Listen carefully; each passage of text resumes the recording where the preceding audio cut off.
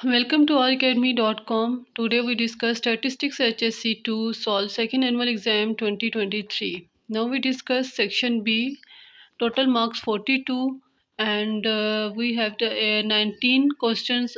We solved 14 questions from Section B. Section B, question number 1. How many possible permutations can be formed from the word committee? Committee words आपके पास है, आपने permutations जो है वो आप लोग ने मेंशन सॉल्व करने। परमुटेशन से जब भी किसी वर्ड्स के का आप लोगों ने जब भी परमुटेशंस निकालनी है, how many ways possible outcomes निकालने हैं, तो वहाँ पे हम परमुटेशन यूज़ करते हैं। यहाँ पर हमारे पास एक वर्ड्स आ जाता है, कभी समटाइम इस्लामाबाद भी आ सकता है, मुल्तान आ सकता है, फैसलाबाद, स्टैटिस्टिक्स, मैथमेटिक्स और भी बहुत से डिफरेंट वर्ड्स जो हैं वो आ सकते हैं। जब भी इस तरह के कोई वर्ड्स आए तो यूज़ हमने करना है परमुटेशंस। तो परमुटेशंस का फार्मूला हमारे पास क्या होता है? n factorial, n1 factorial, n2 factorial, so on up to n के फैक्टोरियल, जहाँ तक आपने यूज़ करना है। सी कितनी टाइम है, ओ कितनी टाइम है, एम कितनी टाइम है, आई टी ई काउंट करना है। टोटल परमुटेशन आपके पास 9 वर्ड्स है, n फैक्टोरियल आ जाएगा। And now use the formula and putting the value and get the answer. Second है, describe the terms trials, outcomes and sample space. What is the trials, outcome and sample space? Trials क्या होते हैं? Are trials is a subset of the experiment. The term trials is used if an experiment is performed only one time. अगर हम एक कोई भी experiment है, अगर उसको हम एक वन टाइम जो है परफॉर्म करेंगे, वो हमारे पास वन ट्रायल होगा। जैसे अगर आपको किसी ने कह दिया कि जी आप लोगों ने टॉस करें, तो वो आपका जो फर्स्ट टाइम अटैम्प्ट होगा वो आपका ट्रायल हो गया। अगर आपने अगेन उसको उन्होंने कहा कि जी आप अगेन इसको टॉस करें, तो this is a second trials होगा आपका। तो मल्टीपल ट्रायल्स भी होते हैं। तो trials is a first single word. तो आपने वन टाइम जो आप परफॉर्म करेंगे वो आपका फर्स्ट ट्रायल होगा। आउटकम आपके पास जब ट्रायल्स आप लोग करते हैं, जो उसके पास ट्रायल्स इज एक्सपेरिमेंट होते हैं। ट्रायल्स अगर आप लोगों ने किया, उसमें से आपका जो रिज़ल्ट आपके पास आएगा वो आपके पास होगा आउटकम। एंड अगर वो आपके पास मल्टीपल ट्रायल्स आपके थ्रू आपने एक्सपेरिमेंट जो है वो आउटकम जनरेट किए हैं, उसका जो एक सेट हम बना लेते हैं, उसको हम कहते हैं सैम्पल स्पेस। सो आपको अब समझ आ गया होगा trials, outcome and sample space. यहाँ पे मैंने छोटी सी डेफिनेशन से मेंशन किया, आपने जो भी अपनी बुक से याद किया हुआ है आप वहाँ पे वो चीज़ मेंशन करेंगे विद एग्जाम्पल के साथ। नेक्स्ट आपके पास है, three unbiased coins are toss, what is the probability of two heads at most two heads? S आपके पास है। टोटल आउटकम्स आपके पास थ्री हेड्स कॉइन्स की पॉसिबिलिटी जो है। सैम्पल स्पेस जो है वो head head head head head tail head tail head head tail tail tail tail head head tail head tail tail tail head tail tail tail है। Two heads किस में आने चाहिए? हेड हेड टेल में आते हैं, हेड टेल हेड हेड में। और एट मोस्ट टू हेड्स कहाँ पे आएंगे? Head head tail, head tail head.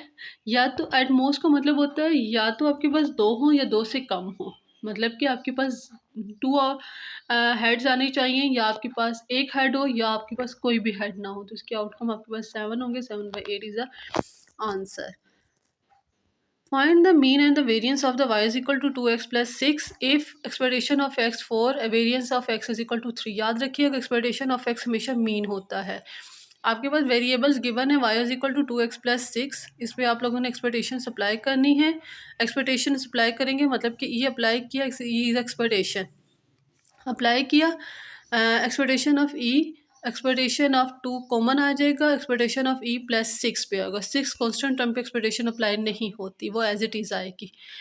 और यहाँ पे एक्सपेक्टेशन ऑफ एक्स की वैल्यू पुट करेंगे और एक्सपेक्टेशन ऑफ वाई आपके पास 14 आ जाएगा। एक्सपेक्टेशन ऑफ वाई क्या होगा? Variance of Y, sorry, variance of X given है 3। वेरियंस वेरियंस की प्रोबेबिलिटी, सॉरी प्रॉपर्टी जो है वो आप लोगों ने अप्लाई करनी है। Variance of 2x plus 6 constant term पे वेरिएंस जो है वो ज़ीरो कर देता है। एंड अगर वेरिएबल है उससे पहले कोई कांस्टेंट टर्म है, तो वहाँ पे वो स्क्वायर करके आपको बाहर निकालेगा। तो 2 स्क्वायर किसे है बाहर, और variance of x plus zero, variance of x जो है वो 3 है, मल्टीप्लाई 12, 3 करेंगे तो एंड आपके पास 12 आ जाएगा। 5 है the probability data Stolen car will be recovered in a city is 0.60. What is the probability that 7 pound of 10 cars stolen in the city will be recovered? N आपके पास है 10x is equal to 7, p is equal to 0.60, q है 1 minus P, q आपके पास 0.4 आ जाएगा। ये question आपकी probability chapter से लिया गया है एंड प्रोबेबिलिटी यहाँ पे प्रोबेबिलिटी चैप्टर से नहीं है, ये आपके पास बाइनोमियल प्रोबेबिलिटी से भी अप्लाई कर सकते हैं, इसको बाइनोमियल के थ्रू भी अप्लाई कर सकते हैं, ये दोनों तरीके से अप्लाई हो सकता है। ठीक है बच्चे, तो यहाँ पे इन्होंने प्रोबेबिलिटी यहाँ पे जो सॉल्व किया गया है वो बाइनोमियल के थ्रू हुआ है। हाइपर ज्योमेट्रिक डिस्ट्रीब्यूशन डिस्क्राइब, आप डिस्क्राइब करें, हाइपर डेफिनेशन लिख दें, प्रॉपर्टीज़ लिख लें, आप लोग जो इजी आप लोग लगे। मैंने यहाँ पे प्रॉपर्टीज़ मेंशन कर दी, आपने जो भी मेंशन करना है आप वो कर सकते हैं। In a binomial distribution that mean and the standard deviations are 5 and 2 respectively, find n and p। binomial distribution का mean and standard deviation given है, mean and p find करना है, n and p find करना है। np की value आपके पास 5 है, npq की वैल्यू अंडर रूट की वैल्यू आपके पास 2, क्योंकि वेरिएंस ऑफ npq जो है वो आपके पास बाइनोमियल डिस्ट्रीब्यूशन इज 2 है। Standard deviation npq under root 2, npq आपके पास 4 हो जाएगा, वैल्यू इंटरचेंज करें और आपके पास आंसर आ जाएगा।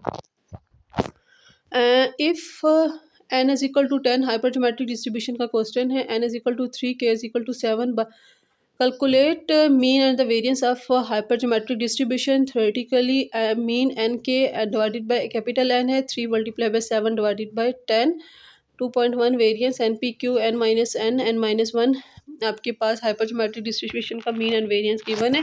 फार्मूला आपने याद करना है, उसमें वैल्यू पुट करनी है और आपने आंसर फाइंड करना है।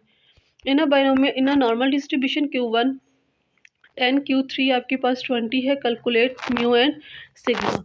म्यू की वैल्यू गिवन है, म्यू आपके पास हमेशा बाइनोमियल डिस्ट्रीब्यूशन में Q1 अगर क्वार्टाइल डेविएशन के थ्रू फाइंड करना चाहते हैं, Q1 प्लस Q3, यहाँ पे थोड़ा सा Q3 आना चाहिए था, यहाँ पे Q2 मेंशन हो गया, इज़ अ ह्यूमन मिस्टेक, सो इसको आप लोग करेक्ट कर लें, टाइपिंग मिस्टेक भी हो सकती है। 10 plus 20 divided by 2 is equal to 15, Q1 and Q sigma की वैल्यू जनरेट हो जाएगी। And write down any 6 properties of the normal distribution. जो 6 प्रॉपर्टीज़ है आपने जो याद की हुई अपनी बुक के थ्रू, वो आप लोग वहाँ पे मेंशन कर सकते हैं। मैंने यहाँ पे थोड़ा सा ये वाली चीज़ें मेंशन की हुई हैं, आप लोग ये भी कर सकते हैं। If x is a normal distribution with mu 5 है, sigma 3 है, find the value of maximum ordinate correct of 2 decimal place। Normal distribution में आपके पास म्यू की वैल्यू 5 है, सिग्मा 3 है, मैक्सिमम ऑर्डिनेट का फार्मूला आपने याद कर लेना है जो कि इस तरीके से होता है। इसमें आप लोगों ने वैल्यू पुट करनी है और आप लोगों ने आंसर फाइंड कर लेना है। क्लियर?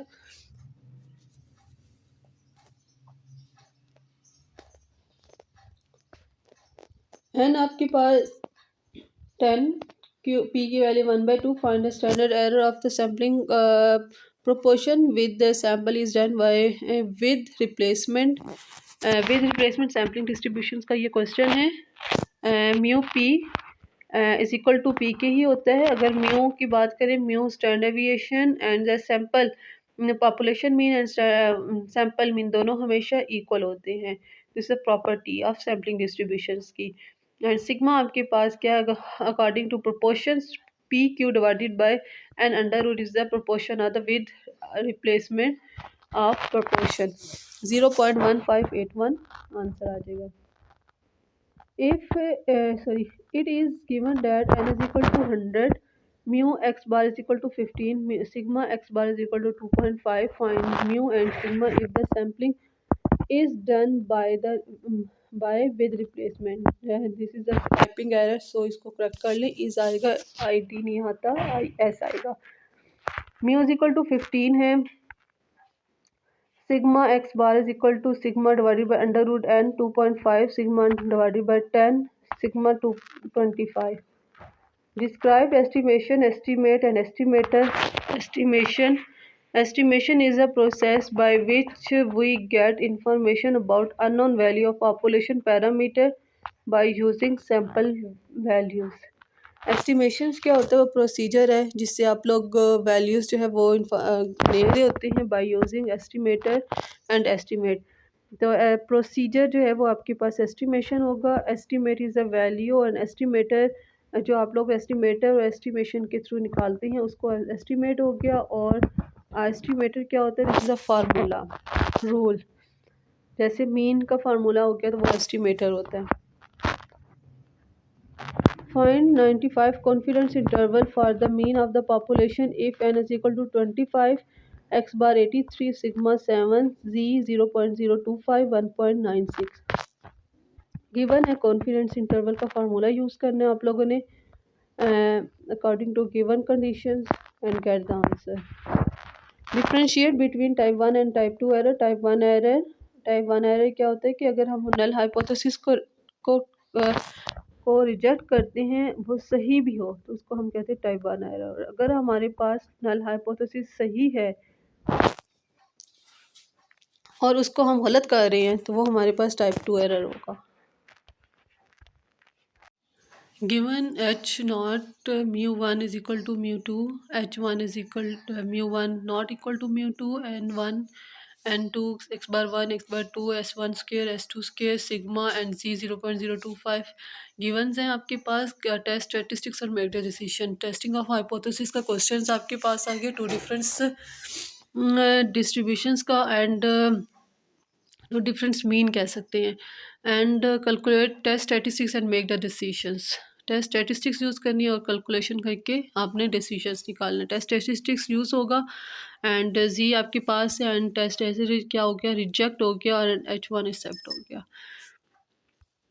नेक्स्ट आपके पास क्वेश्चन है n is equal to 1 to 16।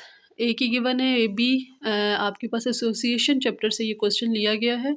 Prepare करना है पहले तो आप लोगों ने कंटीजेंसी टेबल्स आप लोगों ने बनाना है, इसके बाद कोफिशिएंट ऑफ एसोसिएशन जो है वो भी आप लोग ने निकालनी है, मतलब कि क्यों आपने निकालना है। और 2x2 का कंटीजेंसी टेबल्स आपके पास इस तरीके से ड्रॉ होता है, वो आप लोगों ने फाइंड आउट करने के बाद आप लोगों ने कोफिशिएंट ऑफ एसोसिएशंस का फार्मूला यहाँ पे मैंने मेंशन नहीं किया, आप लोगों ने बुक के से इसका फार्मूला मस्ट आप लोगों ने लिखना है। उसके बाद आप लोगों ने कैलकुलेशन करके अपने आंसर निकाल लेना है। नेक्स्ट आपके पास डिस्क्राइब्ड, लास्ट क्वेश्चन आपके पास शॉर्ट का है। Describe low level language and high level language. तो हाई लेवल लैंग्वेज आपके पास ह्यूमन लैंग्वेज, फ्रेंडली लैंग्वेज होती है। लो लेवल लैंग्वेज जो है वो मशीन लैंग्वेज होती है, जिसको हम ह्यूमन जो है वो डायरेक्टली जो है वो अंडरस्टैंड नहीं कर सकता। हाई लेवल लैंग्वेज वो लैंग्वेज होती है जो आपके पास ह्यूमन जो है वो इजीली अंडरस्टैंड कर सकता है, रीड कर सकता है, लर्न कर सकता है। तो स्टूडेंट्स ये तो थे आपके पास शॉर्ट डेफिनेशंस 19 जो है वो सॉल्व हुई हुई हैं, और आई होप कि आपको ये समझ आ गया होगा। चैनल को सब्सक्राइब करें, लाइक करें, शेयर करें अपनी क्लास फेलो के साथ, फैमिली के साथ बताएं उनको कि जी स्टैट बहुत मुश्किल सब्जेक्ट नहीं है, ईजीज टू अंडरस्टैंड है, जैसे कि हमारे पास हाई लेवल लैंग्वेज होती है। क्लियर। नेक्स्ट बात पी के लिए इस चैनल के साथ जुड़े रहें, बेल आइकन का बटन प्रेस कर लें ताकि आपके पास सेक्शन बी जो है सी उसका जो पार्ट बी होगा इस वीडियो का वो आपके पास शेयर हो जाए। MCQs जो है वो भी ऑलरेडी इस चैनल पे अपलोड हो चुके हैं, वो भी आप लोग डिस्क्रिप्शन में आप लोग देख सकते हैं, बल्कि चेक करके उसको मस्ट आप लोग ने इसको रीड आउट करना है। ओके, टेक केयर, अल्लाह हाफिज़।